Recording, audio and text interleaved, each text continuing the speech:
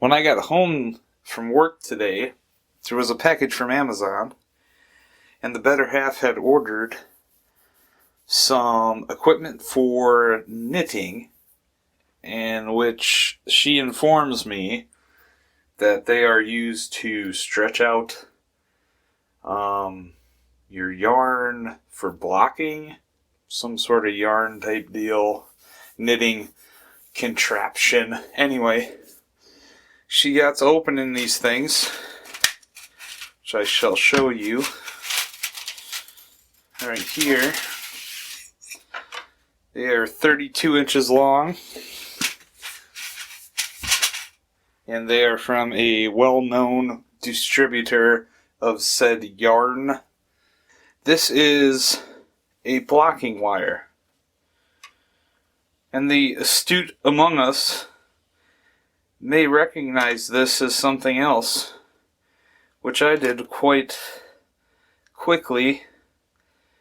You know, it's relatively strong, and you know, it takes shape a little bit, but for the most part it springs back quite nicely. You know, it's not as soft as aluminum or something like that. So I was like, oh man, that looks really familiar. So I did a little bit of searching, and it turns out this is 1/16 diameter stainless steel rod, which some of us also know as TIG filler rod. So when you're TIG welding, you use this as you're going with your weld.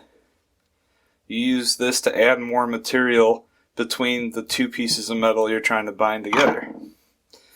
At any rate, a pack of 15 of these she paid $20 for. And they come in 32-inch lengths. Now, here's the tricky thing about the 32-inch length.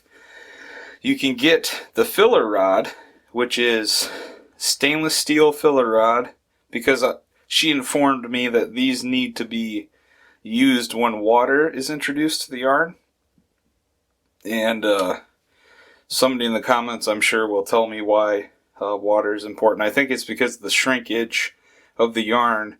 You want to use water to help these block the pattern as it starts to as it dries out, reduce shrinkage and whatnot. Anyway, 32 inches is what these come in, but the TIG filler rods come in 36 inches, and they have a small tab at the end here. Well, what they're doing is they're buying 36-inch TIG filler rod, 308 stainless, and they're cutting 4 inches off, and they're selling it for twice the price. So I'll put a link in the description about TIG filler rods for people that don't know about that. So you can get, there's a great video that I'll link to for that, so you can get acquainted with them. And then I'll give you a link to like McMaster-Carr sells these things for 30 of them for 13 bucks. So don't buy blocking rods, you know? You don't need blocking wire. You just need TIG welding wire. And if you have a welding or fabrication shop or a Fastenal or something by your house, just go walk in there and ask for 1/16 stainless steel filler rod. They'll know exactly what you're talking about, and you're going to pay a whole lot less. It blew my mind. Alright, that's it. Have a good one.